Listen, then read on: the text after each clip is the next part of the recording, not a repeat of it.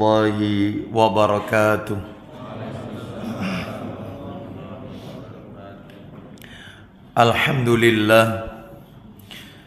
Alhamdulillahi hamdan katsiran tayyiban mubarakan fi kama yuhibbu rabbuna wa yarda. Wa ashhadu an la ilaha illallah wahdahu la syarika lah wa ashhadu anna Muhammadan abduhu wa rasuluh. Ya ayyuhalladzina amanu taqullaha haqqa tuqatih wa la tamutunna illa wa antum muslimun. Amma ba'du, fa inna asdaqal hadisi kitabullah wa khairal hadi hadi Muhammadin sallallahu alaihi wasallam wa syarral umuri muhdatsatuha wa kulla muhdatsatin bid'ah wa kulla bid'atin dhalalah wa kulla dhalalatin finnar. Ikhwan wa akhawati fillah, bapak-bapak, ibu-ibu, kaum muslimin dan muslimah, jamaah majelis taklim Ashabul Hijrah yang semoga dimuliakan oleh Allah Subhanahu wa taala. Kepada segenap pengurus takmir Masjid Ar-Rahman Prim Kopal Juanda yang semoga dirahmati oleh Allah Subhanahu wa taala. Tidak ada kata yang patut kita ucapkan di malam hari ini selain rasa syukur kita kepada Allah Subhanahu wa taala atas segala karunia nikmat yang telah Allah berikan kepada kita. Di antara kenikmatan-kenikmatan tersebut yang kita rasakan pada malam hari ini, diberikannya kita kemudahan oleh Allah untuk duduk sejenak mendengarkan ayat-ayat Allah, mendengarkan sabda-sabda baginda Rasul sallallahu alaihi wasallam melalui talabul ilmi, menuntut ilmu. Semoga amal soleh yang kita lakukan pada malam hari ini diawali dengan sholat isya berjamaah dan dilanjutkan dengan talabul ilmi, tercatat di sisi Allah sebagai pemberat timbangan amal kebajikan kita kelak di yaumil mizan. Bapak ibu kaum muslimin dan muslimah rahimani wa rahimakumullah, pada malam hari ini kita akan lanjutkan pembahasan kita. Seperti biasa, kajian kita yang semestinya Jumat pekan yang keempat, karena satu dan lain hal pekan yang lalu kami uzur, dan kami sampaikan jazakumullah khairan kepada segenap pengurus Majelis Taklim Ashabul Hijrah yang masih memberikan waktu kepada kami, sekalipun malam hari ini kita berada di Jumat pekan yang kelima, yang terakhir. Pembahasannya masih tetap, yaitu kitab yang ditulis oleh Syekh Khalid Al-Husainan hafizahullah ta'ala, yaitu kitab yang berjudul Aktsaru min alfi sunnatin fil yaumi wal lailah, yang sudah diterjemahkan dalam bahasa Indonesia dengan terjemahan bebas, lebih dari 1000 amalan sunnah dalam sehari semalam. Dan cetakan terjemahannya diterbitkan oleh Pustaka Imam Asy-Syafi'i. Bapak ibu sekalian rahimani wa rahimakumullah, jika pada pertemuan yang lalu kita telah menuntaskan, masih ingat terkait dengan apa? Sutra, sunnah dalam sutra, ya, sutra di dalam sholat. Adapun pada malam hari ini kita akan membahas sholat sunnah sehari-hari. Bab yang berikutnya adalah sholat sunnah sehari-hari. Bagi bapak ibu yang memiliki bukunya, itu tercantum di halaman yang ke-46. Dan bapak ibu kalau pengen tahu mulai dari halaman 46 sampai halaman 60 di buku lebih dari 1000 amalan sunnah dalam sehari semalam, itu semua berbicara tentang solat-solat sunnah. Mulai dari solat sunnah rawatib, mulai dari solat sunnah duha, mulai dari semua solat-solat sunnah. Jadi kurang lebih sekitar 14 halaman berbicara tentang solat-solat sunnah. Makanya kajian kita, bab yang kita angkat ke permukaan malam hari ini adalah yaitu solat sunnah sehari-hari. Agar materinya tertata dengan baik, saya mencoba untuk mengurutkan dari awal supaya enak mempelajarinya. Saya bagi menjadi 2 bagian materinya. Jadi 2 pembahasan supaya enak tersistematis, tidak melebar kemana-mana. Yaitu yang pertama yang akan kami sampaikan adalah keutamaan secara umum, global, mujmal dari sholat sunnah. Jadi kita tidak menyentuh sholat fardu ya, yang kita sentuh adalah sholat sunnah. Keutamaan secara umum dari sholat sunnah. Apa istimewanya mengerjakan sholat sunnah, apapun itu sholat sunnahnya.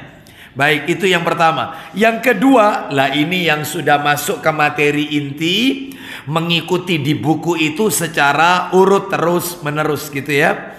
Yang kedua adalah macam-macam sholat sunnah, dalil-dalilnya dan keutamaan secara khusus sholat sunnah. Nah, jadi macam-macamnya apa? Kan macamnya sholat sunnah itu kan banyak Bapak Ibu. Ada sholat sunnah rawatib, qobliyah, ba'diyah. Ada sholat sunnah kusuf, gerhana matahari. Ada sholat sunnah khusuf, gerhana bulan. Ada sholat sunnah tahiyatul masjid. Lah itu nanti macamnya apa, dalilnya apa, dan keutamaannya apa secara khusus. Kalau yang nomor 1 secara umum tidak mengenal sholat sunnahnya, apapun sholat sunnahnya. Kalau yang materi nomor 2 sudah dibahas keutamaan per sholat. Nah seperti itu. Baik Bapak Ibu kaum muslimin dan muslimah rahimani wa rahimakumullah, kita awali saja materi kita.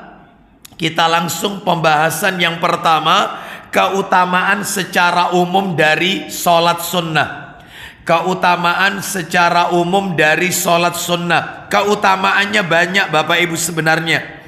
Namun malam hari ini saya sebutkan 3 saja keutamaan sholat sunnah secara umum. Berarti ada 3 dalil yang akan kami sampaikan. 3 dalil tentang keutamaan sholat sunnah. Dalilnya adalah yang pertama, silakan bisa dibantu. Dalilnya riwayat Ibnu Majah dalam kitab Sunan Ibnu Majah, nomornya agak ke belakang, nomor 1181. Ibnu Majah 1181.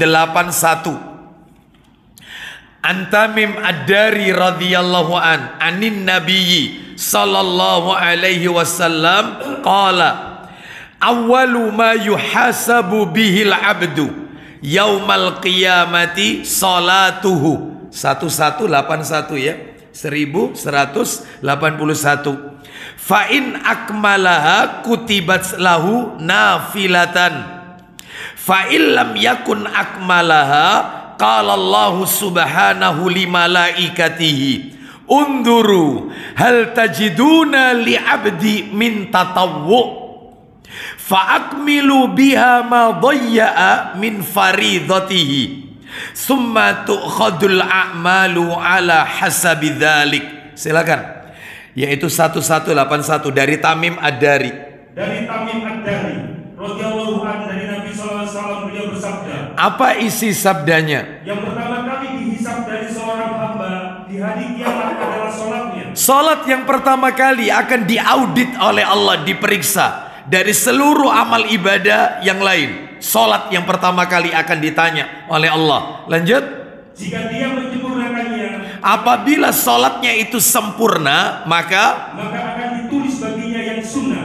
Maka akan ditulis baginya dari yang sunnah. Mungkin Bapak Ibu bertanya, yang dimaksud dengan salat yang sempurna itu apa? yang dimaksud sholat sempurna itu? Bapak Ibu sekalian, rahimani wa rahimakumullah, Nabi SAW itu pernah bersabda bahwasanya sholat itu dibagi menjadi 3 bagian. Kata Nabi, yang sepertiga itu ruku, yang sepertiga itu sujud, yang sepertiga itu adalah yaitu toharoh, bersuci. Apabila 3-tiganya ini dia jalankan, dia penuhi hak-haknya dengan sempurna. Ruku yang benar bagaimana dia penuhi itu, sujud yang benar itu bagaimana, tata cara toharoh bersuci, entah wudhu, entah tayamum yang benar bagaimana. Kalau ketiga ini dia penuhi hak-haknya, maka sholatnya dianggap sempurna, dan sempurna pula amalan-amalan yang lain. Loh, intinya ya 3 ini, ruku, sujud, dan yaitu toharoh. Oleh karena itu, dan termasuk di dalam dalil yang lain, termasuk khusyuk, tumaknina, dan yang lainnya. Jadi saya ulang, apabila dia hamba tersebut menyempurnakan sholatnya, maka akan ditulis baginya yaitu yang sunnah. Jadi kalau fardunya sempurna, yang sunnah otomatis akan ngikut. Lanjut. Dan jika dia tidak menyempurnakannya, apabila hamba tersebut tidak menyempurnakan dari sholat fardunya, nggak sempurna, maka Allah berfirman kepada malaikatnya. Apa kata Allah Ta'ala kepada para malaikatnya? Silakan. Lihatlah, apakah kalian menemukan pada hambaku dari sholat sunnahnya? Coba kau lihat, apakah hambaku memiliki sholat sunnah? Ini loh pentingnya melakukan sholat sunnah. Makanya jangan meremehkan sholat sunnah. Ya, ini keutamaannya ada di sini. Allah sendiri yang berkata kepada para malaikatnya, coba kau lihat, kalian lihat, apakah hambaku memiliki sholat sunnah? Lanjut. Maka sempurnakanlah dengan sholat. Ya, maka sempurnakanlah. Maka sempurnakanlah dengan sholat sunnah tersebut dari sholat wajibnya yang hilang. Nah, maka jadikan sholat sunnah tersebut sebagai penutup penyempurna dari sholat fardunya yang hilang atau yang cacat, yang tidak sempurna. Ya, mungkin karena dia sholat tidak khusyuk, mungkin sholatnya tidak tumaknina, kan banyak godaan-godaan setan dalam sholat itu. Saya sudah sampaikan pada materi yang lalu di majelis taklim yang lain, mungkin di YouTube juga sudah ada. Godaan-godaan setan dalam sholat itu kan jumlahnya ada 7, Bapak Ibu. Di antaranya adalah salah satu godaan setan dalam sholat, yang pertama lupa bacaan. Yang kedua, godaan ini ada dalilnya dalam Sahih Muslim. Yang kedua adalah dibuat orang itu mengingat sesuatu di luar sholat, sehingga dia bisa lupa jumlah rakaat. Nah ini, dia ingat semua ketika sholat, padahal ketika dia nggak sholat, dia nggak ingat. Itu tipu daya setan. Yang ketiga, dibuat orang itu suka menguap, angop ketika sholat. Itu godaan setan yang ketiga. Yang keempat adalah godaan setan, dibuat orang itu suka melirik ke kanan, melirik ke kiri, menoleh ke kanan, atau menoleh ke kiri. Dan itu katanya Nabi, ikhtilas, sambaran tamparan setan. Gimana caranya orang itu nggak fokus ke arah kiblat, dia menoleh, menyimpang dari arah kiblat. Loh, coba sampai seperti itu. Ini yang keempat. Yang kelima adalah dibuat orang tersebut yaitu tidak merapatkan soft, sehingga celah dalam soft itu adalah merupakan jalan atau tempat syaitan. Jadi soft yang tidak rapat. Nah itu yang kelima. Yang keenam, membiarkan yaitu orang lewat melalui, yaitu memutus sholatnya. Sebab kata Nabi, kalau kita sholat lalu kemudian kita sudah memasang sutra dan sholat kita akan dilalui orang, maka hadanglah, tahanlah dia. Jika dia tetap tidak mau, ingin tetap lewat di situ, pukullah. Karena bersama orang itu adalah korin atau syaitan. Nah, Nabi mengatakan, makanya kalau dibiarkan, maka sholat kita terputus. Nah ini godaannya itu. Dan yang terakhir, yang ketujuh, dimunculkan was-was. Ini kentut apa enggak? Terutama kalau sujud, ada terjadi sesuatu dalam perut kita, sehingga kita dalam hati was-was, ini batal apa enggak? Ini batal apa enggak? Sehingga untuk mengatasi ini simple, kata Nabi. Ada 2 syaratnya. Yang pertama, bau dan suara. Kalau kau tercium bau, maka batal sholatmu. Atau tidak bau tapi terdengar suara, batal. Ya, karena ada yang tidak pakai suara tapi bau. Ya, ada. Nah, itu juga batal. Pokoknya syaratnya dua, simple. Kalau kau tidak mendapati dua hal itu, nggak ada suara, nggak ada bau, teruskan. Karena itu was-was yang setan munculkan. Ini batal apa tidak, wudhu lagi apa tidak, sehingga nggak fokus dengan bacaan dan yaitu tidak khusyuk tentunya. Nah, kembali ya, seperti yang tadi dibacakan oleh Pak Didik tadi, kalau sholat wajibnya itu tidak sempurna, gitu ya, maka jadikan sholat sunnahnya sebagai penyempurna. Lanjut, terakhir. Kemudian amalan-amalan yang lain juga akan dihisap seperti itu. Artinya yang dihisap pertama kali itu yang wajib dulu. Kalau yang wajib sempurna, yang sunnah akan ikut dengan sendirinya. Tetapi kalau yang wajib itu tidak sempurna, maka yang amalan-amalan sunnah akan menjadi penyempurnanya. Contoh, masalah puasa. Yang wajib kan Ramadan. Lah yang namanya puasa Ramadan mungkin dia tidak sempurna. Mungkin ketika puasa Ramadan menggunjing orang saat puasa. Mungkin ketika puasa Ramadan menghibah, membicarakan aib orang. Mungkin ketika puasa dia melakukan perbuatan yang bisa yaitu mengurangi nilai kadar pahala puasanya. Mungkin dengan melakukan perbuatan yang tidak ada manfaatnya, memperbanyak tidur, memperbanyak yaitu bermain game dan seterusnya, bukan ibadah. Maka penyempurnanya puasa Ramadan, Senin Kamis, Ayamul Bid, puasa Daud, lalu Asyura, Arafah, 6 hari di bulan Syawal, 9 hari di bulan Zulhijjah. Ya ini untuk nutupi dari Ramadannya yang tidak sempurna. Semuanya begitu amalan, termasuk haji. Pernah menunaikan haji, ternyata lempar jumrohnya salah, ketika tawaf salah, ketika sa'i salah, maka penyempurnanya umroh. Makanya dalam hal ini umroh itu, kalau umroh yang kedua itu sunnah, kalau umroh yang pertama itu wajib hukumnya.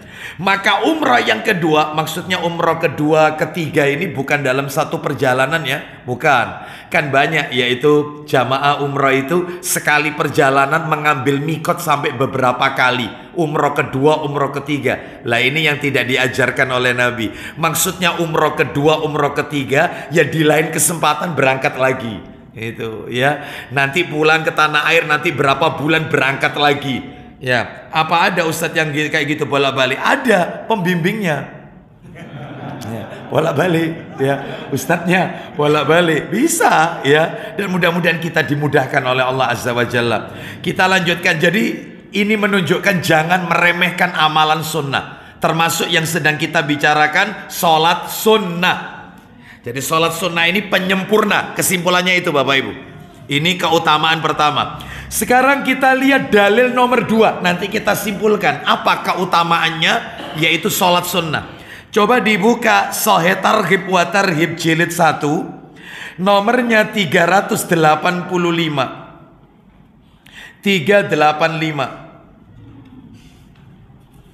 385 dari Ma'dan bin Abi Talha al-Ya'muri radhiyallahu an, katanya, aku bertemu dengan Sauban, ya 385, aku bertemu dengan Sauban. Sauban ini adalah mantan budaknya Rasulullah sallallahu alaihi wasallam. Silakan.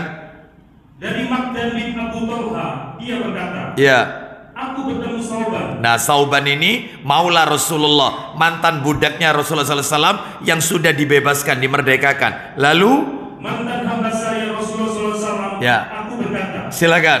Beritahukanlah kepadaku suatu amal yang bisa aku kerjakan dengannya Allah memasukkanku dalam surga. Jadi dia ini bilang kepada Ma'dan bin Abi Talha, Sauban, ya, Sauban yaitu bertanya. Ya, mohon maaf, Ma'dan bertanya kepada Sauban. Ma'dan bertanya kepada Sauban. Pertanyaannya, ajarkan kepadaku satu amalan yang apabila amalan itu aku lakukan, maka aku akan masuk surga karena amalan tersebut. Lanjut, kata Sauban, ternyata atau dia berkata, aku berkata dengan amal yang paling dicintai oleh Allah. Teruskan. Lalu Sauban diam. Terus. Kemudian aku bertanya lagi. Ya. Maka dia diam. Terus. Kemudian aku bertanya kepadanya yang ketiga kalinya. Terus. Dia pun menjawab. Nah, berarti bertanya sampai 3 kali baru dijawab. Apa katanya Thauban?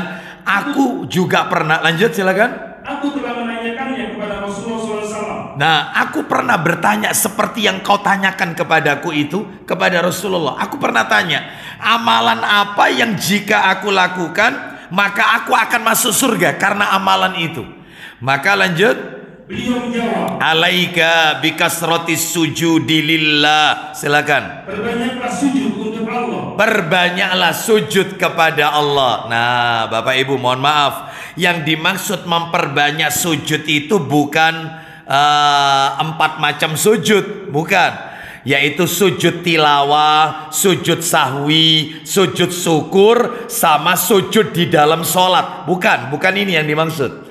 Kata para alim ulama, yang dimaksud sabda Nabi, alaika bikasrotis sujudi lillah, perbanyaklah sujud kepada Allah. Maksudnya memperbanyak sholat sunnah. Itu kata para ulama. Jadi kalau kau pengen masuk surga, ya perbanyak sujud. Maksudnya perbanyak sholat sunnah. Nah, itu maksudnya. Oleh karena itu, berdasarkan dalil ini, ya, tambahkan, ayo teruskan, kan masih ada ya. Silakan. Fa innaka la tasjudu lillahi sajdatan illa rafa'akallahu biha darajatan wa hatta biha anka khati'atan. Silakan. Karena tidaklah kamu bersujud 1 kali untuk Allah. Seseorang itu kalau sujud 1 kali kepada Allah, maka melainkan pasti Allah mengangkatmu 1 derajat dengannya. Diangkat 1 derajat. Terus kemudian dan menghapus dengannya 1 kesalahan darimu. Dan dihapus oleh Allah 1 dosa yang ada pada diri kita. Makanya contoh sholat isya tadi, yang wajib ini ya, yang wajib ini. Sholat isya itu berapa kali sujud itu? 1 rakaat berapa kali sujud? 2. Berarti kalau 4 rakaat 8 sujud. Itu belum ba'diyahnya. Iya, belum lagi nanti besok subuh qobliyah, terus sholat subuhnya. Apalagi duhur, ada qobliyah, ada duhur, ada ba'diyah. Semakin orang memperbanyak sujud, ya, apalagi sholat sunnah, tahiyatul masjid, sholat tahajud 11 rakaat, 8 tahajud witirnya 3. Berapa itu sudah sujudnya? Belum lagi sholat sunnah isyraq, belum lagi sholat sunnah duha. Perbanyak sujud, maka kau akan masuk surga. Amalan yang memasukkan seseorang ke dalam surga. Berarti kesimpulannya, orang kalau mengerjakan sholat sunnah, keutamaan yang nomor 2, amalan yang mendekatkan seseorang ke dalam surga, kepada surga. Kalau yang pertama tadi, penyempurna dari fardunya yang kurang, tidak sempurna. Yang nomor 2, yaitu amalan yang mendekatkan seseorang kepada surga. Terakhir, dalil ketiga, keutamaan sholat sunnah secara umum. Tolong dibuka, yaitu Sahih Targhib wa Tarhib jilid 1, nomornya 436, riwayat Muslim ini ya, 436 ya, 436. Ya, kita dengarkan an Jabir ibni Abdullah radhiyallahu an qala Rasulullah sallallahu alaihi wasallam, idza qada ahadukumus salata fi masjidihi falyaj'al li baitihi nasiban min salatihi fa innallaha ja'ilun fi baitihi min salatihi khairan. Silakan. Dari Jabir, yaitu bin Abdullah radhiyallahu anhu, dia berkata, ya, Rasulullah SAW bersabda, isinya, apabila salah seorang dari kalian menyelesaikan sholatnya di masjidnya. Nah, apabila salah seorang di antara kalian telah menyelesaikan sholat fardu di masjid, berarti wajibnya di masjid. Lanjut. Maka hendaknya dia menyisakan sebagian sholatnya untuk rumahnya. Sholat sunnahnya di rumah, jangan dihabiskan semua di masjid. Rasulullah itu rumahnya dekat sama Masjid Nabawi, tapi tidak pernah kita temukan satu pun hadis. Saya ulang ya, satu aja hadis Nabi sholat sunnah di Masjid Nabawi. Enggak, Nabi sholat sunnah di rumah. Apalagi qobliyah ba'diyah, nggak pernah di masjid. Meskipun rumah Nabi dekat Masjid Nabawi, meskipun pahalanya sholat di Masjid Nabawi 1000 kali ketimbang sholat di masjid-masjid yang ada di muka bumi ini, kecuali Masjidil Haram dan Masjidil Aqsa. Seperti itu ya. Baik. Nah, kerjakan sholat sunnah di rumah. Kenapa Pak Didi? Orang itu kalau sholat sunnahnya di rumah, kenapa? Silakan. Karena Allah menjadikan kebaikan dari sholatnya, yaitu di rumahnya. Baik. Karena Allah akan menjadikan kebaikan di rumah orang tersebut sebab sholatnya. Bahkan dalam riwayat Muslim dikatakan Allah akan memberikan kebahagiaan dalam rumah tersebut. Makanya kalau kita ingin menciptakan baiti jannati dalam rumah tangga kita, salah satu tipsnya adalah bangunlah masjidul bait, masjid di dalam rumah alias musola. Bapak Ibu, dulu di zaman Nabi, para sahabat itu setelah mereka membuat rumah, mereka mengundang Rasul, yaitu untuk Rasul sholat di rumahnya. Sebab apa? Sebab tempat bekas Rasul sholat itu dijadikan musola oleh mereka. Istilahnya masjidul bait, masjid di dalam rumah. Ini penting. Makanya kalau bisa rumah itu ada musolanya. Gimana rumah antum ada musolanya kan? Ada ya? Insya Allah. Ya, sebab saya pernah diundang seseorang acara pindahan ya, dia baru renov rumah ya di sebuah perumahan elit ya di Surabaya. Itu kita diundang, saya disuruh ngisi kajian. Setelah itu nggak banyak sih, hanya keluarga sama teman koleganya saja. Setelah kajian maka para tamu diminta untuk meninjau isi dalam rumahnya. Masya Allah. Itu kita masuk ke dalam kamarnya, buka tabir, seret, kolam renang. Masya Allah. Kamar ini ya, buka tabir kolam renang. Masya Allah. Ya, belum lagi lantai atas ada ruang bermain anak-anak, ada dapur basah, dapur kering. Belum lagi nanti ada karpotnya, belum ada tamu, bahkan di belakang masih ada dia nandur, suka nandur. Ada pisang, ada ini, macam-macam. Masya Allah, besar rumahnya. Setelah keliling saya tanya, musolanya mana ini? Musolanya mana? Dia bilang, loh Ustadz mau sholat? Enggak, saya bukan mau sholat, ini belum waktunya untuk sholat. Cuman saya tanya, musola antum buka kamar kolam renang, antum ini kamar mandi, ini macam-macam sudah, mewah sudah. Mana musolanya? Di mana musolanya? Enaknya di mana? Loh kok enaknya di mana? Kenapa tidak dipikirkan dari awal? Ini penting. Dulu sahabat Nabi itu kalau bangun rumah, mereka ngundang Rasul supaya sholat di rumahnya. Ya seperti itu. Ya wis sekarang Ustadz sholat atau di mana? Wis nanti itu tak pakai ya. Ya Allah, ini orang Arab ini soalnya, jadi ngomongnya gini ya.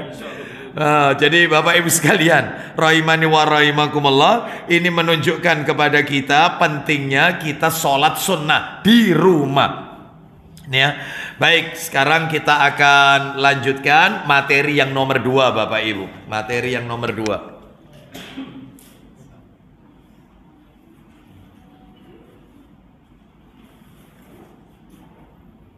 Materi yang nomor 2.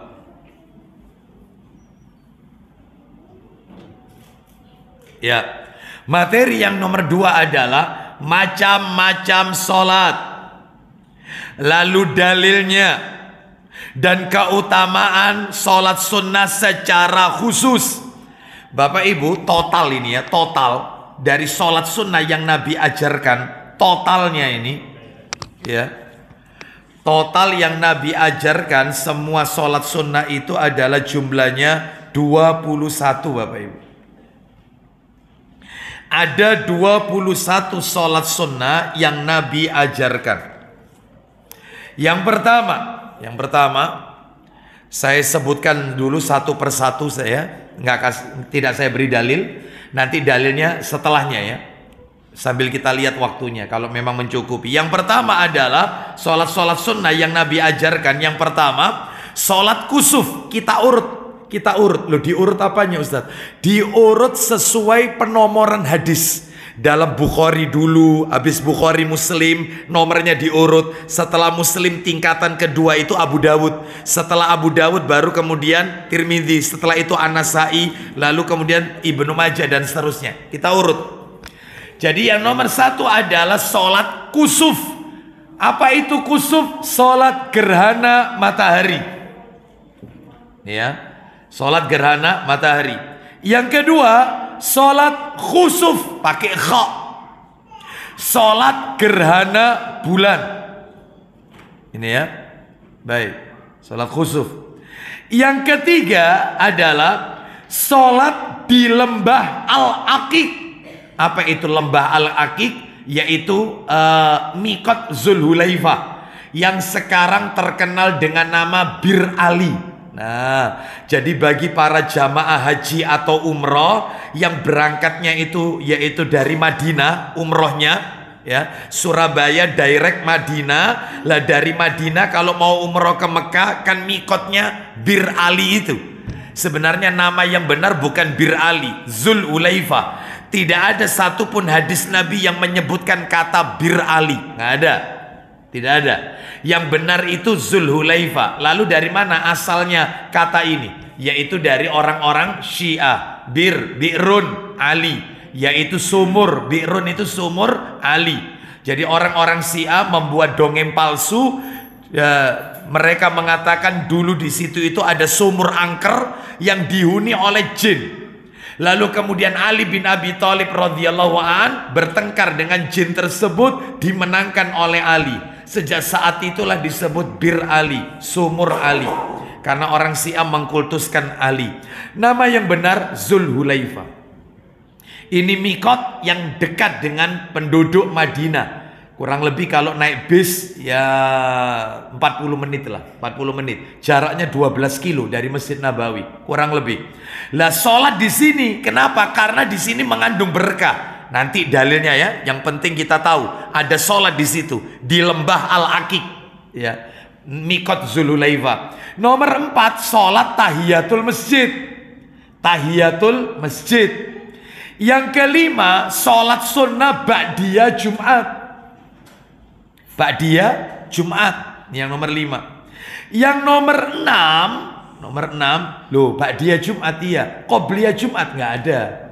Qobliyah Jumat tidak ada. Yang ada itu ba'diyah Jumat, Bapak Ibu. Yang nomor 6 adalah sholat istisqa, minta hujan. Apa perlu sekarang sholat istisqa? Nampaknya tidak ya, karena nampaknya sudah mulai masuk musim hujan. 2 hari ini alhamdulillah Allah turunkan rahmatnya, yaitu turunnya hujan. Sholat istisqa, minta hujan. Yang ketujuh, sholat 2 rakaat setelah mimpi buruk.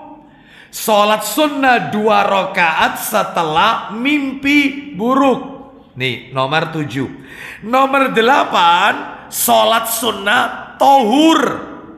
Nomor 8, sholat sunnah tohur. Apa itu sholat sunnah tohur? Sholat sunnah ba'da wudhu. Setelah wudhu sholat sunnah ya. Ini nomor 8. Nomor 9, sholat sunnah rawatib.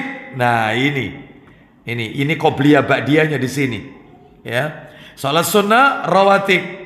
Yang nomor 10, nah nomor 10 ini dan nomor 11 ulama beda pendapat. Ada yang mengatakan sahih, ada yang mengatakan hadisnya dhaif. Syekh Muhammad Nasiruddin Al-Albani rahimahullah mengatakan sahih, sedangkan ulama yang lain mengatakan dhaif. Yang nomor 10 adalah sholat sunnah hajat. Syekh Albani mengatakan sahih. Bahkan ada itu di Sahih Ibnu Majah, disahihkan oleh Syekh Albani. Kita tulis saja, sampai ada ulama yang mengatakan untuk kehati-hatian lakukan sekali seumur hidup. Sekali aja sudah, jangan dijadikan rutin, sekali aja sudah. Karena ulama yaitu perselisihannya kuat sekali. Yang nomor 11 ini semakin kuat perselisihan, yaitu sholat sunnah tasbih. Sholat sunnah tasbih. Sebagian mensahihkan Syekh Albani rahimahullah, dan yang lain yaitu mengatakan riwayatnya dhaif. Ya, jadi setelah Al-Fatihah membaca surat, setelah baca surat membaca subhanallah walhamdulillah wala ilaha illallah wallahu akbar, itu 15 kali. Terus ruku, habis ruku membaca subhana rabbiyal adzimi wa bihamdi 3 kali, lalu dilanjutkan subhanallah walhamdulillah wala ilaha illallah wallahu akbar 10 kali. Yang 15 kali itu ketika berdiri saja. Jadi kalau di total kurang lebih 1 rakaat itu 70 kali. Sedekap 15 kali, rukuk 10 kali, ketika i'tidal 10 kali, sujud 10 kali, duduk di antara dua sujud 10 kali, sujud lagi 10 kali. Berapa total? Oh, enggak dihitung tadi ya.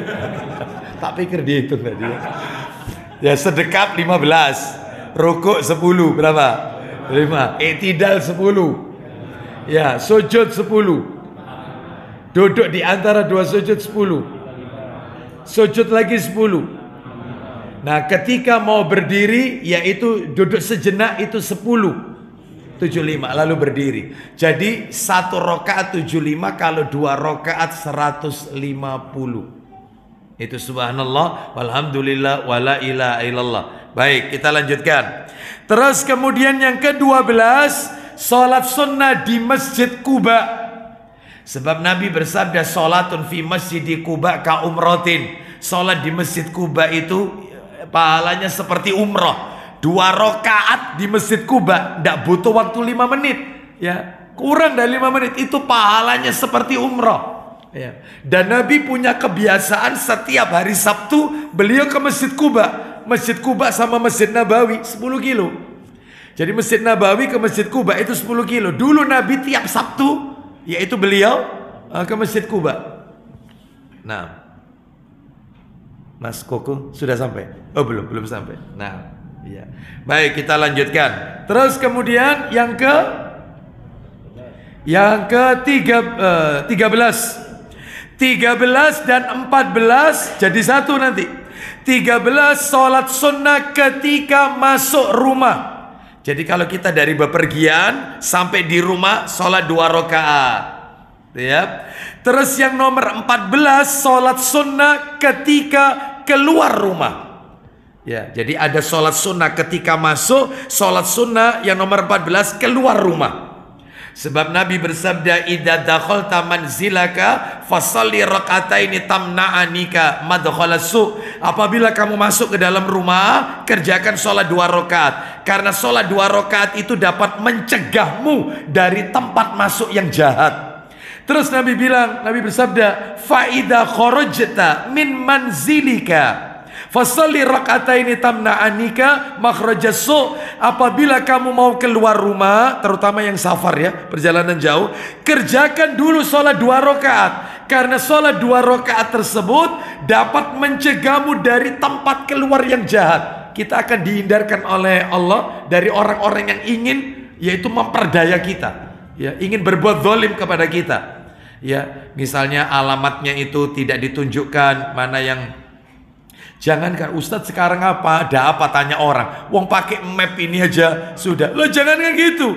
Ini sering bohongi juga, belok kiri. Iya, ternyata buntu. Loh ini, betul tidak? Supaya tidak dibohongi map. Nah, itu. Betul tidak ya? Belok kiri. Ya. Itu ternyata belok kiri itu yaitu rumah janda. Iya. Kita lanjutkan ya. Nomor berapa sekarang? Nah, setuju nanti ibu-ibu. 15. Salatnya suami istri sebelum melakukan jima. Ini bagi mereka yang baru menikah. Suami istri sebelum melakukan jima. 16. Salat sunnah isyraq suruk. 16. 17 urut ini ya. 17 salat sunnah witir. Loh, kok witir dulu Ustadz? Kenapa ndak tahajud? Iya, nggak apa-apa. Karena Nabi pernah witir dulu baru tahajud. Nabi itu pernah, Bapak Ibu sekalian, yaitu witir dulu 9 rakaat. 9 rakaat witir. Terus kemudian setelah salam tahajud 2 rakaat. Jadi tetap jumlahnya 11. Biasanya kan 8 plus 3, tahajud plus witir. Ini tidak, witir dulu 9, baru tahajudnya 2 rakaat. Lah witir yang 9 rakaat ini adalah rakaat ke-8 itu baru duduk tahiyat. Setelah itu nggak salam. Lalu bangkit lagi rakaat ke-9 tahiyat baru salam. Jadi mirip kayak sholat maghrib. Sholat maghrib itu tahiyatnya 2 kali, rakaat kedua dan ketiga. Lah ini tidak, tahiyatnya rakaat ke-8 dan 9. Jadi 1 sampai 7 itu terus, diri terus. Gitu ya. Jadi 9 plus 2. Pernah sholat malam yang model gini? Belum pernah. Iya, rata-rata kita yaitu 8 plus 3 atau 8 plus 5, 13. Ini pernah Nabi 9 dulu baru 2 rakaat. Ya, baik, kita lanjutkan, nanti kita jelaskan. Salat witir. Terus yang nomor 8, salat sunnah tahajud. Salat sunnah tahajud. Ya, biasanya kalau 9 dulu ini itu begitu yang kelima iki mau piro ini. Ya, lupa ya. Maka yang seperti ini nggak apa-apa, nanti bisa dilakukan sujud sahwi ya. Baik, terus kemudian yang ke-19, salat sunnah duha. Nama lainnya salat sunnah awabin. Jadi salat sunnah duha itu punya nama lain, yaitu awabin. Awabin itu apa? Orang yang banyak bertaubat kepada Allah. Makanya orang kalau rutin sholat duha, maka dia termasuk yaitu golongan awab. Awab itu adalah orang yang banyak bertaubat. Makanya zikir yang ditekankan setelah sholat duha, zikir itu kan bunyinya Allahumma gfirli wa tub alayya innaka antat tawwabur rahim. Itu 100 kali setelah sholat duha. Itu riwayatnya Bukhari dalam kitab Adabul Mufrad. Jadi saya ulang, nomor 19 sholat duha. Nama lainnya sholat sunnah awabin. 20 sholat sunnah taubat.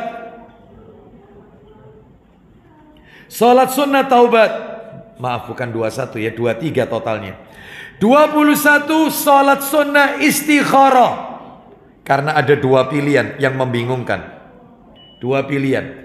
Tetapi 2 pilihan ini adalah bukan yang sifatnya mubah, tetapi yang sifatnya itu penting. Ya, penting. Ya, penting. Misalnya kita dipilihkan, misalnya Ustadz, mana lebih dahulu Ustadz? Saya ini belajar ngaji atau belajar ilmu waris? Nah, ini penting dua-duanya ini. Belajar Quran itu penting, tahsin. Belajar ilmu waris itu penting. Umar bin Khattab menyuruh untuk belajar masalah faraid, waris. Sama-sama pentingnya, sama-sama nuntut ilmu. Ya, seperti itu. Maka ini boleh istikharah, minta yang terbaik dari Allah Azza wa Jalla. Boleh. Tapi bukan yang mubah. Maksudnya mubah kayak apa Ustaz? Contohnya, istrinya tanya sama suami, "Mas, meni masa apa Mas? Rawon tasutu." Istikharah dhisik, Dik. Enggak perlu. Masa rawon sama soto istikharah? Nggak perlu, ya, nggak perlu. Ya. Ternyata suaminya milih rawon, besoknya jangan asem yang keluar. Gitu ya. Apa yang dipilih suami itu mesti beda, kan gitu. Perempuan itu ya. Mas aku pantes sih nggak kelambi apa Mas iki Mas ijo tak abang. Koyoke abang api kok nek keluarnya biru. Gitu. Itulah. Iya. Baik, kita lanjutkan. Nomor berapa sekarang? 22. 22 adalah salat sunnah tarawih. Salat sunnah tarawih. Ini 22. Yang ketiga, salat sunnah 2 rakaat setelah tawaf di belakang makom Ibrahim. Salat sunnah 2 rakaat setelah tawaf di belakang makom Ibrahim. Belakang makom Ibrahim. Nah, ini yang diajarkan oleh Nabi, yang sunnah. Antum tulis dulu itu yang sunnah, yang diajarkan oleh Nabi. Baik. Sekarang antum boleh catat, boleh tidak. Saya tambahkan sholat sunnah yang tidak diajarkan Nabi.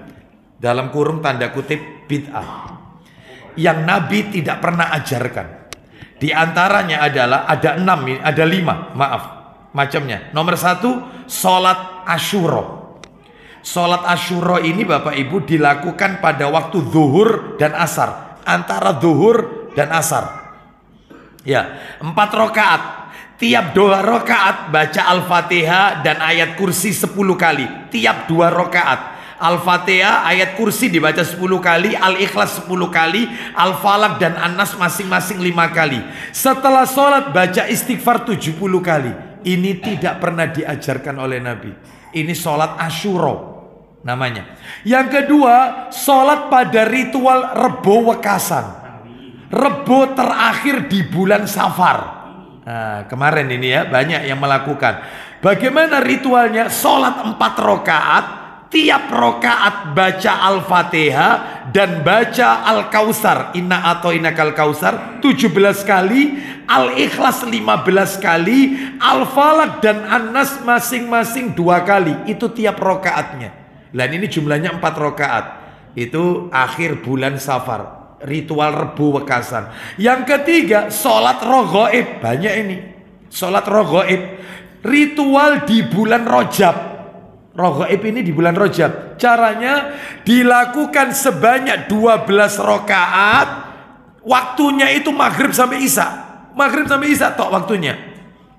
Ya, tiap 2 rokaat salam. Tiap rokaat baca Al-Fatihah, terus surat Al-Qadr, yaitu Inna anzalnahu fi lailatul qadr 3 kali, dan Al-Ikhlas 12 kali. Ya nutut itu waktunya sampai isya, ya nutut ya, tapi cepet ini. Terus setelah salam, setiap 2 rokaat, kan ini 12 rokaat berarti 6 kali salam. Setiap salam baca sholawat 70 kali, kemudian sujud. Sujud ini ritualnya. Lalu membaca subuhun kudusun malaikati warroh 70 kali. Itu ya, sholat rogoib.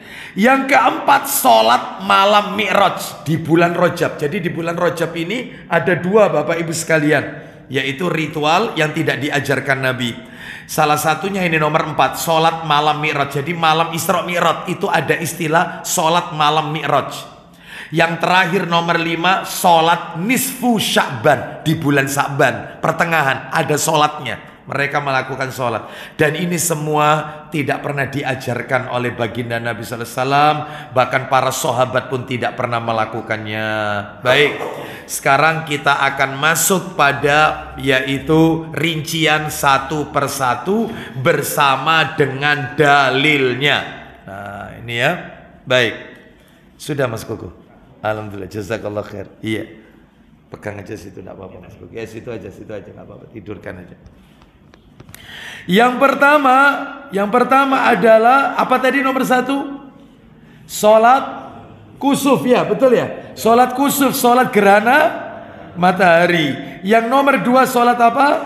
Khusuf, sholat gerhana bulan. Mana dalilnya? Dalilnya Sahih Bukhari. Buka Bukhari. Ada ya? Nah ini Pak Bukhari.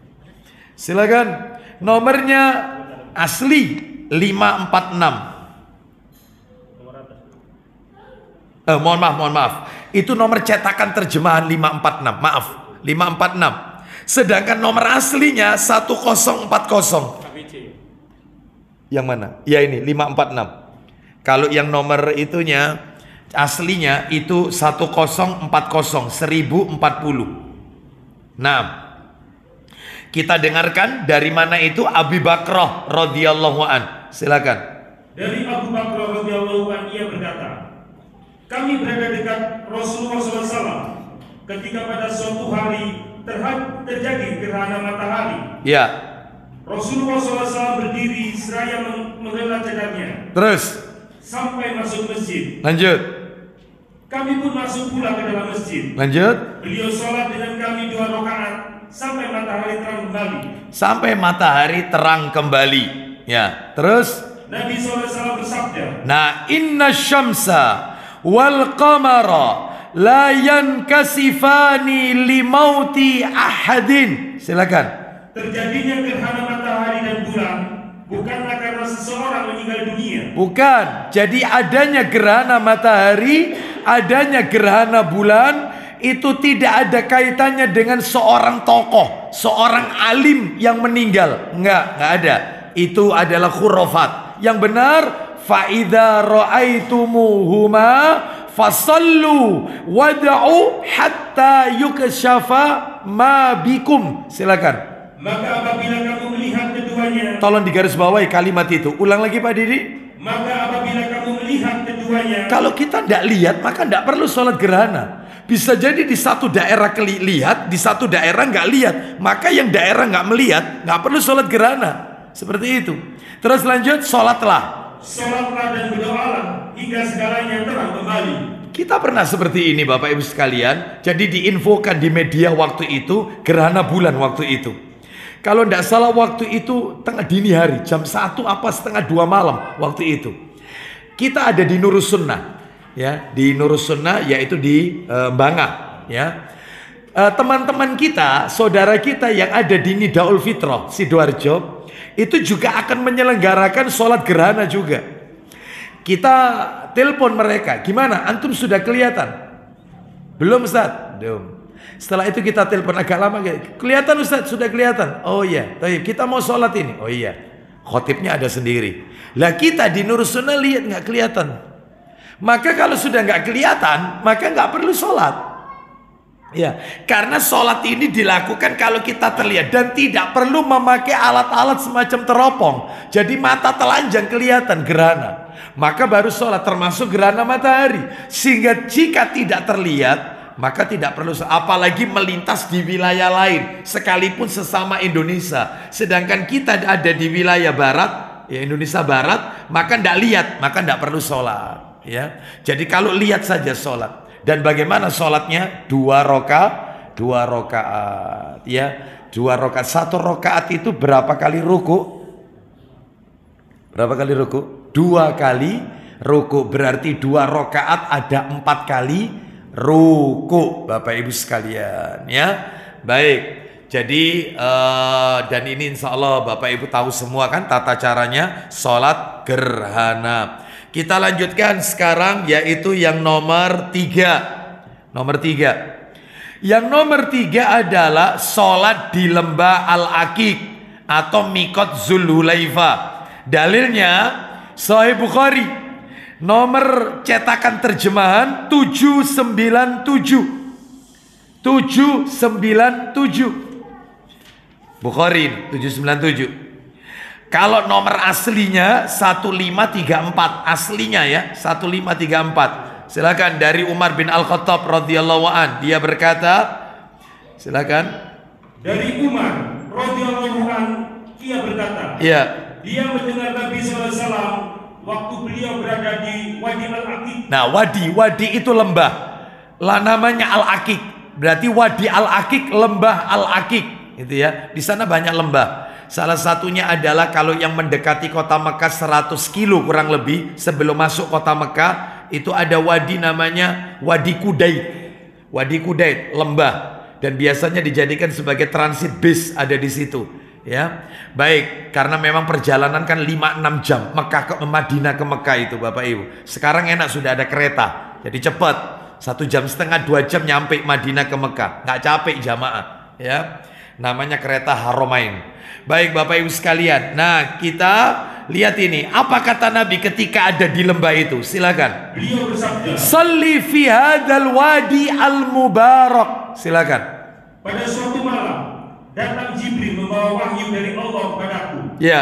Katanya, kerjakanlah sholat di wadi atau lembah yang berkah ini. Kerjakan sholat di lembah yang penuh dengan berkah ini.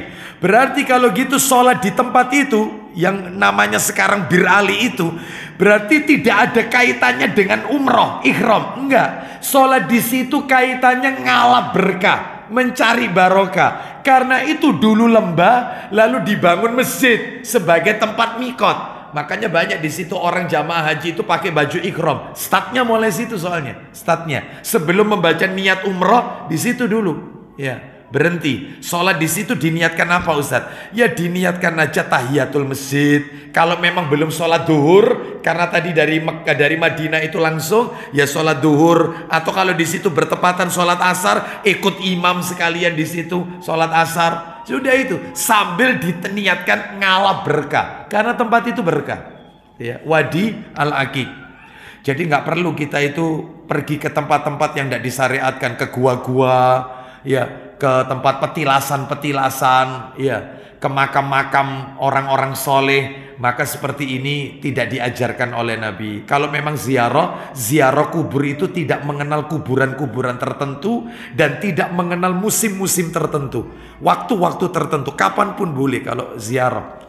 Baik, jadi mudah-mudahan kita di lapangan rezeki sehingga bisa menunaikan ibadah haji atau umrah. Kita lanjutkan nomor 4, sholat tahiyatul masjid. Dalil Sahih Muslim, cetakan terjemahannya 677. Cetakan terjemahan 677. 677. Nomor aslinya 714, nomor asli. Ya, 714. An Abi Qatadah radhiyallahu an qala Rasulullah sallallahu alaihi wasallam, "Idza dakhala ahadukumul masjida falyarka' rak'ataini qabla an yajlis." Silakan. Dari Abu Qatadah radhiyallahu anhu yang berkata, Iya. Rasulullah SAW bersabda. Perhatikan baik-baik, pelan-pelan Pak Didi, karena kalimatnya ini bisa kita ambil pelajaran. Silakan. Apabila kamu masuk masjid, terus sholatlah lebih dahulu 2 rakaat. Sholatlah lebih dahulu 2 rakaat sebelum kamu duduk. Nabi nggak pernah mengatakan, saya ulang, Nabi tidak pernah mengatakan apabila kamu masuk masjid maka sholatlah lebih dahulu tahiyatul masjid. Nggak pernah. Nggak pernah. Yang Nabi katakan apabila kamu masuk masjid, sholatlah 2 rakaat lebih dahulu. Sehingga Bapak Ibu, sholat apapun yang kita lakukan pada saat masuk masjid, maka itu sudah bagian dari tahiyatul masjid. Seperti itu. Makanya Bapak Ibu tidak usah bingung kalau timernya masjid menjelang iqomah cuman 5 menit atau tinggal 4 menit. Sedangkan Anda pengen tahiyatul masjid, Anda pengen qobliyah. Nggak usah bingung, cukup aja 2 rakaat. Lu niatnya apa? Niatnya masuk masjid sholat 2 rakaat. Maka 2 rakaat ini sudah mewakili tahiyatul masjid plus qobliyah plus sholat sunnah ba'da wudhu. Semuanya masuk itu 2 rakaat itu. Sehingga tidak perlu artinya sendiri-sendiri. 2 rakaat salam untuk ini, 2 rakaat salam. Kecuali kalau masuk masjidnya sebelum adzan. Sebelum adzan. Masuk masjid belum adzan. Ya 2 rakaat dulu masuk masjid. Setelah itu adzan. Setelah adzan maka qobliyah. Karena qobliyah itu dilakukan setelah adzan menunggu iqamah. Jadi kalau datangnya sebelum adzan, sholat dulu. Kalau datangnya pas adzan, apa yang kita lakukan? Kalau adzannya bukan adzan Jumat, maka dengarkan adzan dulu.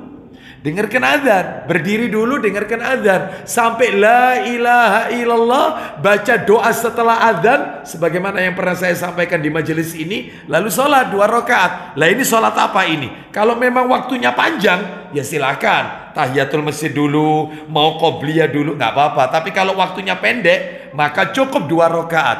Lah kalau adzan Jumat, adzannya pas adzan Jumat, ya langsung sholat. Jangan nunggu adzan selesai. Karena apa? Karena menirukan menjawab adzan hukumnya sunnah, sedangkan mendengarkan khatib hukumnya wajib. Ya, maka jangan mendahulukan yang sunnah meninggalkan yang wajib. Jadi langsung sholat kalau adzan Jumat. Baik, seperti itu Bapak Ibu sekalian. Jadi ini masjid, ya masjid. Ustadz, batasannya masjid. Batasannya masjid. Kata para alim ulama, kata Syekh bin Baz rahimahullah, kalau masjid itu punya pagar, maka semua yang ada di dalam pagar masjid itu berlaku hukum-hukum masjid, berlaku. Apa saja itu? Tidak boleh jual beli, sekalipun online, nggak boleh. Nggak boleh.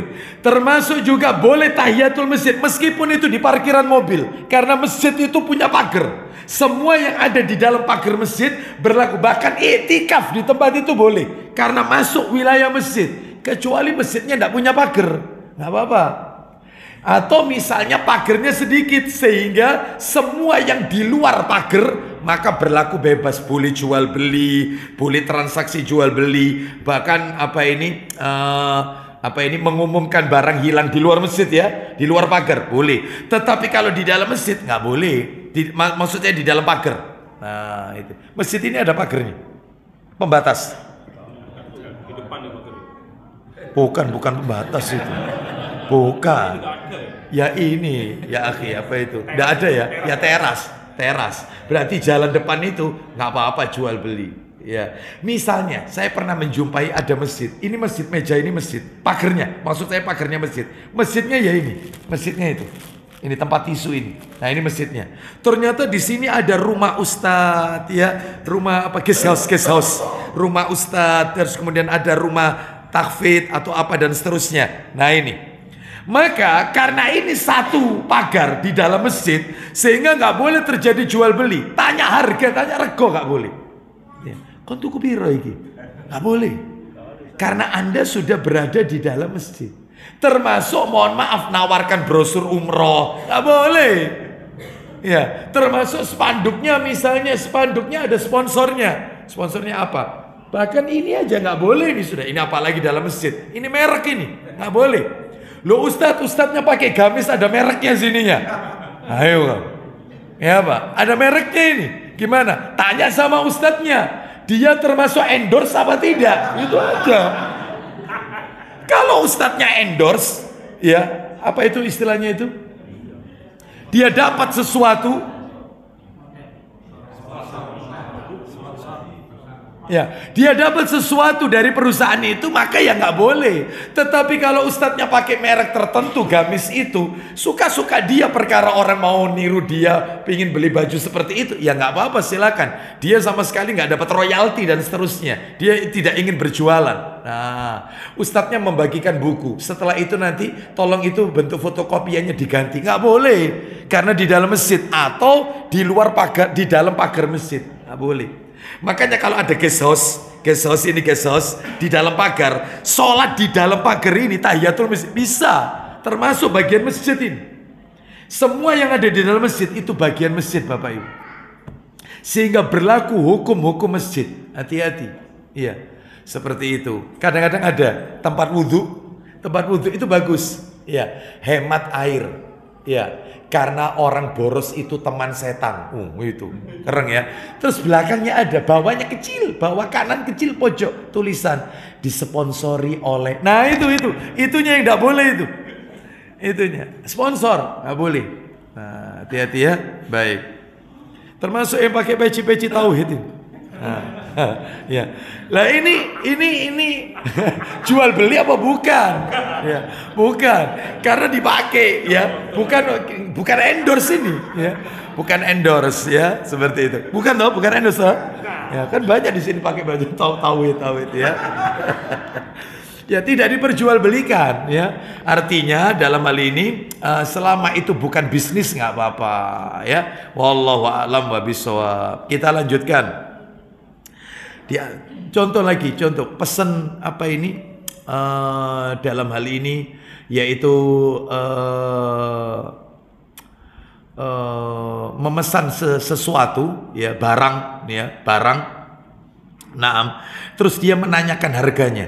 Ini berapa harganya? Kamu beli berapa? Terus terjadi tawar menawar. Piro regane? Wis engko ayo tak transfer. Itu nggak boleh di dalam masjid ya. Wallahu a'lam bishawab. Jadi tahiyatul masjid. Nomor 5, salat sunnah ba'diyah Jumat. Salat sunnah ba'diyah Jumat. Kalau qobliyah ada tidak qobliyah?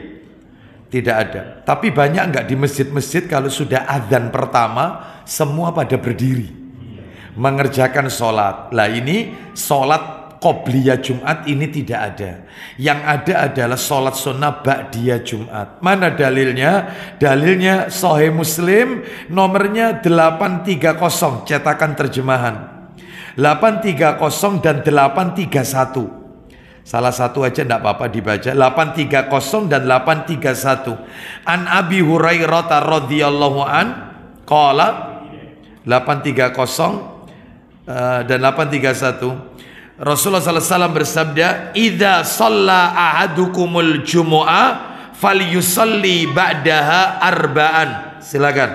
Dari Abu Hurairah radhiyallahu anhu ia berkata, Rasulullah SAW bersabda, isinya, apabila kamu sholat Jumat, maka kerjakanlah sesudah itu sholat sunnah 4 rakaat. Loh, habis Jumat sholat sunnah 4 rakaat. Boleh 2 rakaat salam, 2 rakaat salam. Bahkan boleh dilakukan 2 rakaat itu di masjid, yang 2 rakaat lagi itu di rumah. Boleh, seperti itu Bapak Ibu. Jadi ba'diyah Jumat itu ada. Yang nomor 6, sholat sunnah istisqa, minta hujan. Bapak Ibu tahu tata caranya sholat sunnah istisqa? Seperti apa tata caranya? Seperti sholat gerhana. Sholat minta hujan itu sama. Tata caranya seperti gerhana. Ya, baik. Mana dalilnya? Silakan. Sahih Muslim nomor 846. 846. atau cetakan aslinya 894. Yuk kita baca ya. 846 atau cetakan aslinya 894. Silakan. Iya. Dari Abad bin Tamim radhiyallahu an, dari pamannya ia berkata, Iya. Nabi SAW pergi ke musola hendak sholat istisqa, Terus. yaitu minta hujan. Lalu. Mula-mula beliau menghadap ke kiblat. Terus. Sesudah itu beliau balikkan jubahnya, dan sesudah itu beliau sholat 2 rakaat. Ya, sholat 2 rakaat, sholat sunnah istisqa. Lalu kemudian nomor 7, sholat 2 rakaat setelah mimpi buruk. Mimpi buruk, Sahih Muslim nomornya 2111 2111. Nomor aslinya 2263. Mimpi itu ada 3 kata Nabi. Ya, Nabi ya 2111. 2111. Kita lihat di sini. Ya, silakan. Dari Abu Hurairah radhiyallahu an. Silakan. Dari Abu Hurairah radhiyallahu an, dari Nabi SAW, beliau bersabda. Nah ini perhatikan, Nabi sallallahu alaihi wasallam bersabda, warru'ya salasatun. Silakan. Apabila hari kiamat telah dekat, jarang mimpi seorang muslim yang tidak benar. Lanjut. Mimpi yang paling benar ialah mimpi yang selalu berbicara benar. Terus. Dan mimpi seorang muslim adalah sebagian dari 45 macam nubuwah. Juz'un min khamsin wa arba'ina juz'an minan nubuwah. Silakan. Mimpi itu ada 3 macam. Nah ini warru'ya salasatun. Mimpi itu ada 3 macam. 1, mimpi yang baik adalah kabar suka dari Allah. faru'ya salihati bushra minallah. Mimpi yang baik nomor 1, datangnya dari Allah, kabar gembira dari Allah. Nomor 2, waru'ya tahzinun minasyaitan. Silakan. Mimpi yang menakutkan atau menyedihkan datangnya dari syaitan. Mimpi yang di dalamnya terdapat permainan-permainan syaitan sehingga kita menjadi sedih, menjadi takut. Nomor 2 ini. Yang nomor 3, wa ru'ya mimma yuhaddisul mar'u nafsahu. Silakan. Dan mimpi yang timbul karena ilusi angan-angan. Nah, Khayalan seseorang. baik, dia menghayalkan apa terbawa mimpi. Berikutnya poinnya, fa in ra'a ahadukum ma yakrahu falyaqum falyusalli. Silakan. Maka karena itu, jika kamu bermimpi yang tidak kamu senangi, bangunlah. Terus. Kemudian sholat. Nah, kalau kita mimpi buruk, bangun. Setelah itu kemudian sholat 2 rakaat. Ya, kalau mau diurut dari awal, itu di nomor sebelumnya Pak Didi. Nomor 2110. Jadi begitu kita mimpi buruk, menyeramkan, menakutkan, maka kita meludah ke kiri, yaitu 3 kali. Meludah cuman meniupkan angin aja.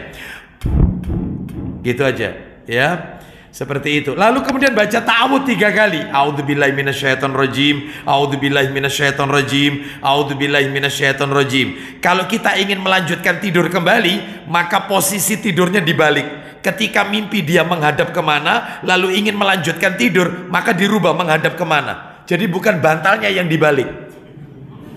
Bukan bantalnya yang dibalik. Merubah posisi tidur. Kalau mau bangun sholat, itu tadi.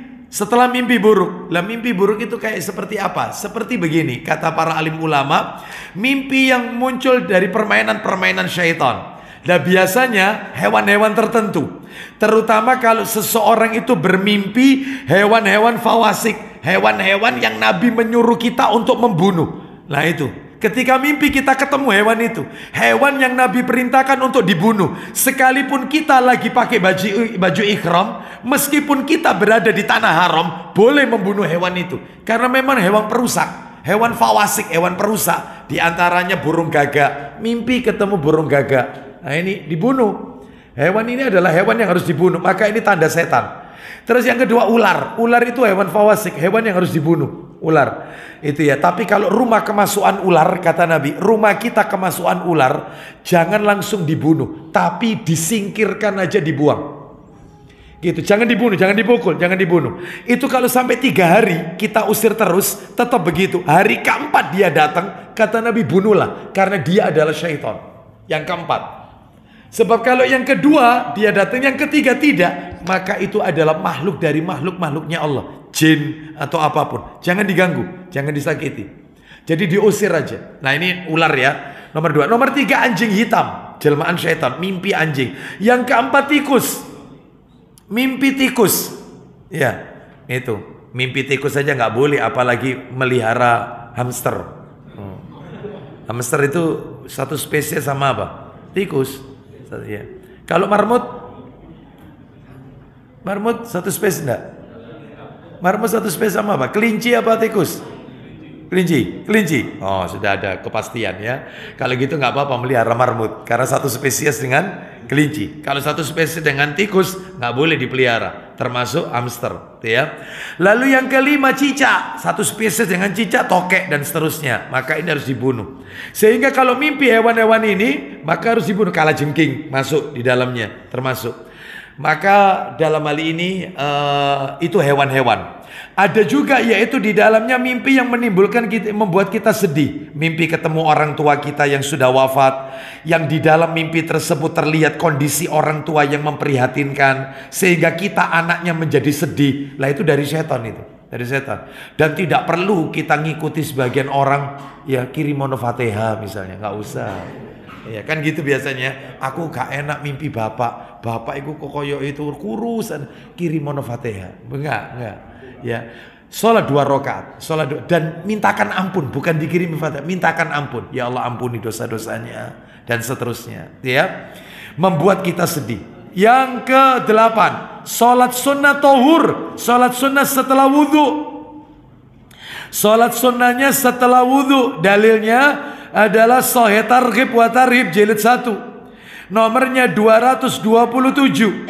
227 dari Uqbah bin Amir radhiyallahu an. 227 Uqbah bin Amir radhiyallahu an. Ayo. Sahih ya tahur, salat sunnah ba'da wudu. Silakan.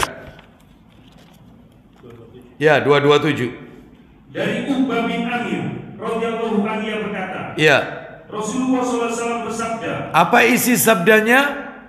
Tidaklah seseorang berwudu lalu dia membaguskan wudunya dan dia sholat 2 rakaat. Membaguskan wudunya terus sholat 2 rakaat. Sholat sunnah ba'da wudu. Lanjut. Dia menghadap dengan hati dan wajahnya pada 2 rakaat itu. Terus. Melainkan wajib untuknya surga. Wajib masuk surga. Asalkan khusyuk 2 rakaat ba'da wudu ini. Setelah wudu langsung sholat. Seperti itu. Boleh dijamak niatnya dengan tahiyatul masjid, boleh, karena sama-sama sunnah dan jumlah rakaatnya pun juga sama. Wallahu a'lam bishawab. Saya cukupkan sampai di nomor 8 saja Bapak Ibu, karena saya harus konsul ke dokter, yaitu lumayan agak jauh di daerah Kelampis, dari pemeriksaan ibu saya di rumah sakit PHC. Ya, jadi kita lanjutkan nanti pada kajian berikutnya nomor 9, karena ini agak panjang. Sholat sunnah rawatib, qobliyah, ba'diyah. Lah itu nanti yang akan kita bahas rinci tata caranya bagaimana dan seterusnya. Wallahu a'lam wa bishawab. Ya, baik, sampai di sini ada yang mau ditanyakan Bapak Ibu? Ya silakan Pak. Masalah sholat sunnah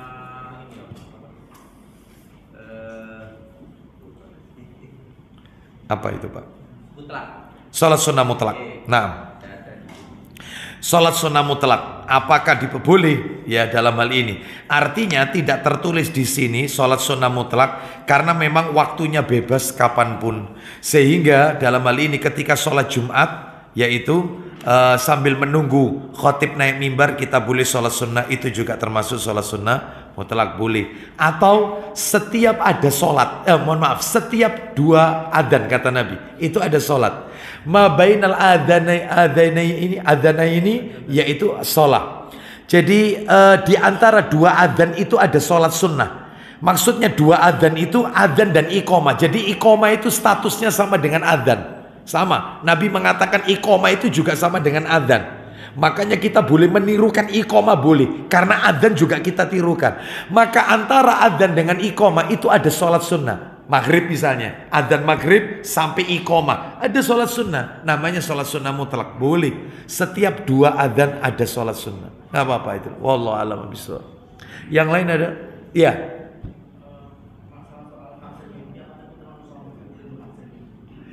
Takwil ya? Ya. Masalah menakwil mimpi. Nah, apakah itu ada ilmunya? Ada. Selama dia bertanya kepada orang yang tepat, orang yang soleh, yang mengetahui tentang takbir, takwil mimpi, itu ya. Jangan bertanya kepada sembarang orang, jangan. Bertanyalah kepada orang yang paham betul tentang takwil mimpi tersebut, dan orang itu orang yang soleh.